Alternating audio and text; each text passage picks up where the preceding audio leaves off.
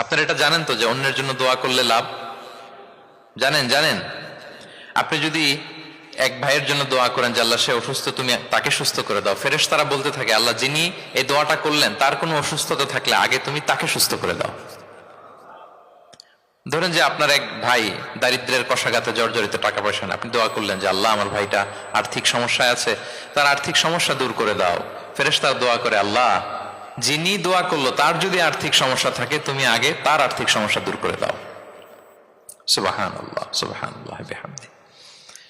তো এক লোক এই হাদিসের ফজিলত শুনে ইফতারের পূর্ব মুহূর্তে, যেহেতু দোয়া কবুল হয়, তার ওয়াইফ ইফতারি তৈরি করতেছে, এই হাদিসের ফজিলত শুনে এক লোক তার বন্ধুর জন্য দোয়া করতেছে যে আল্লাহ আমার বন্ধুটার তো এখনো বিয়ে হয় নাই, তুমি সুন্দরী রূপবতী একটা স্ত্রীর ব্যবস্থা করে দাও আল্লাহ আমার বন্ধুর। এই দোয়া শুনে তার স্ত্রী তো রেগে মেগে আগুন, সেই ইফতারি টিফতারি রেখে দিয়ে এসে বলে এই এত বড় সাহস, কি দোয়া করো এসব উল্টাপাল্টা। স্বামী বলে কি দোয়া উল্টাপাল্টা, কি দোয়া করলাম, আমি তোমার বন্ধুর জন্য দোয়া করছি যে আল্লাহ তারে তুমি রূপবতী সুন্দরী স্ত্রীর ব্যবস্থা করে দাও। তো ওয়াইফ বলে এই তুমি কি মনে করছো আমি হাদিসটা জানি না যে অন্যের জন্য ভালো কোনো দোয়া করলে আগে এটা নিজের জন্য কবুল হয়? সুবহানাল্লাহ। দেখেন ইসলামের বিধান কত সুন্দর। আপনি অন্যের কল্যাণ কামনা করলে এটা এই কল্যাণ ফিরে আপনার দিকে আসে আগে। সুবহানাল্লাহ।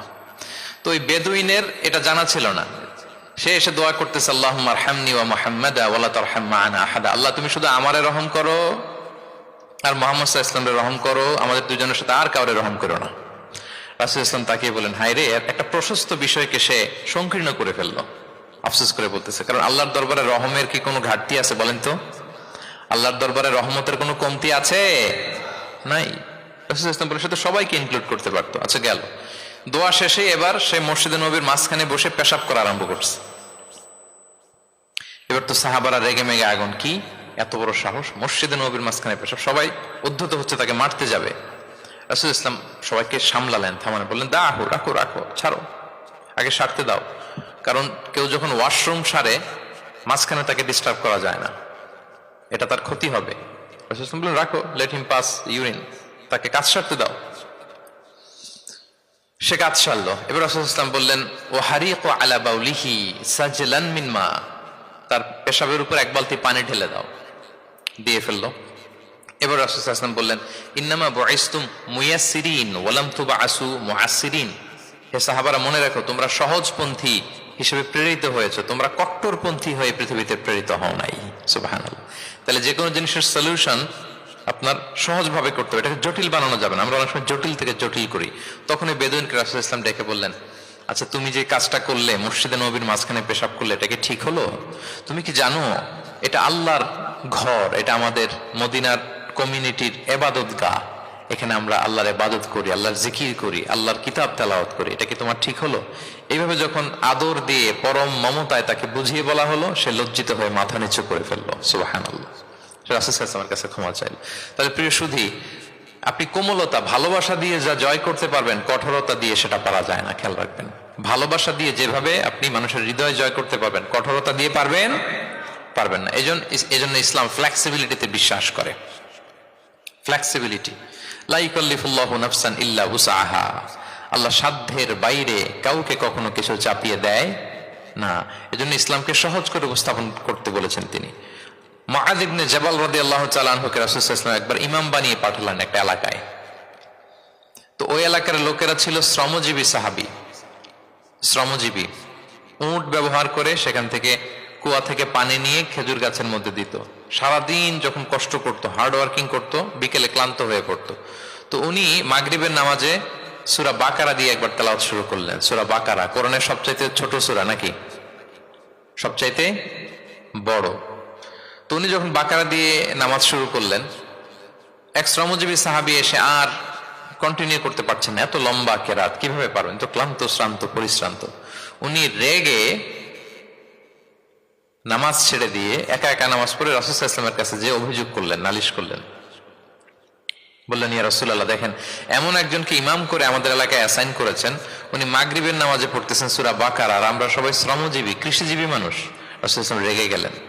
মুআয ইবনে জাবালকে ডেকে বললেন মুআয আফাতানুন আনতা ইয়া মুআয, তুমি কি ফিতনা ছড়াচ্ছ সমাজে? তোমাকে পাঠিয়েছি কমিউনিটির ইউনিটি ধরে রাখার জন্য। আফাত্তানুন আনতা ইয়া মুআয, হে মুআয তুমি কি সাব্বিহ ইসমা রাব্বিকাল আ'লা এই সূরা পারো না? ওয়াশ-শামসি ওয়া দুহাহা এই সূরাটা পারো না? ওয়াদ-দুহা ওয়াল-লাইলি ইযা সাজা এটা মুখস্থ নাই? এই ছোট ছোট সূরাগুলো থাকতে তুমি বাকারা দিয়ে পড়তে গেলা কেন? সুবহানাল্লাহ, সুবহানাল্লাহ, আল্লাহু আকবার। দেখেন ইসলাম কতটা ফ্লেক্সিবিলিটিতে বিশ্বাসী। সহজ সহজ করে ইসলাম সবকিছু উপস্থাপন করে। এজন্য নন মুসলিমরা যখন দেখে যে ইসলামের মধ্যে এরকম ফ্লেক্সিবিলিটি আছে, তারা ইসলামের প্রতি আকৃষ্ট হয়। আলহামদুলিল্লাহ। আচ্ছা বলেন তো, বিয়েতে মোহরানা দেয়া কি? সবাই বলুন। একজন বলছে ফরজ। সবাই বলুন, বিয়েতে মোহরানা দেয়া কি? ওয়া আতুন নিসাআ সাদাকাতিহিন্না নিহলা, সানন্দ চিত্তে স্বামীদেরকে আল্লাহ বলছেন তোমরা তোমাদের মোহরানা ডৌরি দিয়ে দাও। দিতেই হবে, অনেক এটা দেয় না, ঠিক না, দিয়ে দিতে হবে। তো দেয়া ফরজ। মোহরানা দেওয়ার মতো অর্থ এক সাহাবীর নাই। এক সাহাবী বলেন, ইয়া রাসূলুল্লাহ বিয়ে করব, মোহরানা আছে? নাই। তো না থাকলে কি বিয়ে করবা কি করে? এখন যাকে পছন্দ করছে ওই নারীকে জিজ্ঞেস করতেছে, তুমি কি কোরআন পারো? মেয়ে বলে, না আমি তো কোরআন পারি না। তো যিনি যে সাহাবী বিয়ে করবেন ওনাকে বলেন, তুমি কোরআন পারো? হ্যাঁ আমি তো অনেকগুলো সূরা পারি। তখন রাসূল ইসলাম ওই কন্যাকে, মেয়েকে ডেকে বললো যে তুমি তো সূরা পারো না, তোমার হবু হাজবেন্ড অনেকগুলো কোরআনের সূরা পারে, তো তোমাকে তোমার স্বামী প্রতিদিন কিছু না কিছু সূরা মুখস্থ করাই দিবে, এটাই হয়ে যাবে তোমার বিয়ের মোহর। তাহলে বলেন তো সহজ না কঠিন? ওযু করে নামাজ পড়া কি? সবাই বলুন। ফরজ। কিন্তু ধরেন ওযুর পানি নাই, তখন তায়াম্মুম করে পড়লেও কবুল করবে কে? আল কিয়াম ফিস সালাত, দাঁড়িয়ে নামাজ পড়া কি? ফরজ। দাঁড়াতে পারছেন না, বসে বসে পড়লে কবুল করবে কে?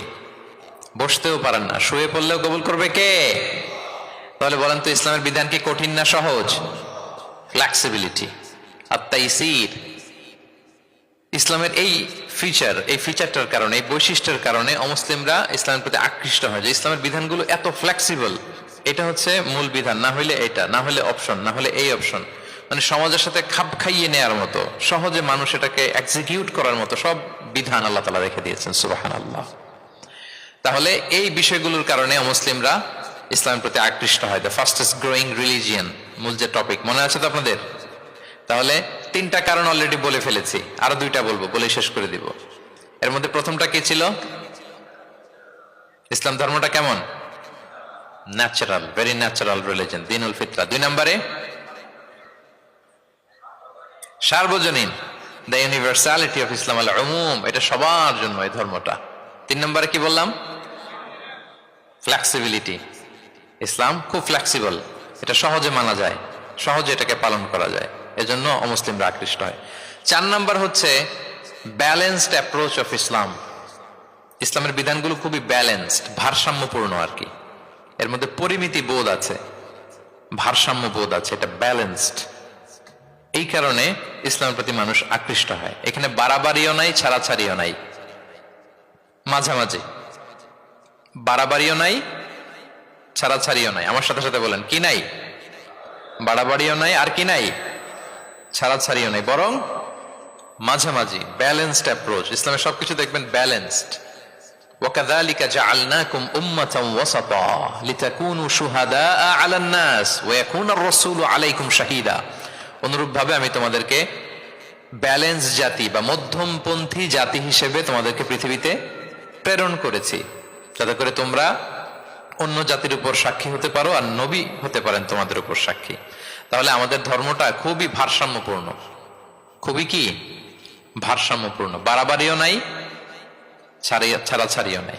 দেখেন বিশ্বাসীদের বৈশিষ্ট্যের কথা বলতে যে আল্লাহ তাআলা বলছেন, ওয়াল্লাযীনা ইযা আনফাকু লাম ইউসরিফু ওয়া লাম ইয়াকতুরু ওয়া কানা বাইনা যালিকা কাওয়ামা।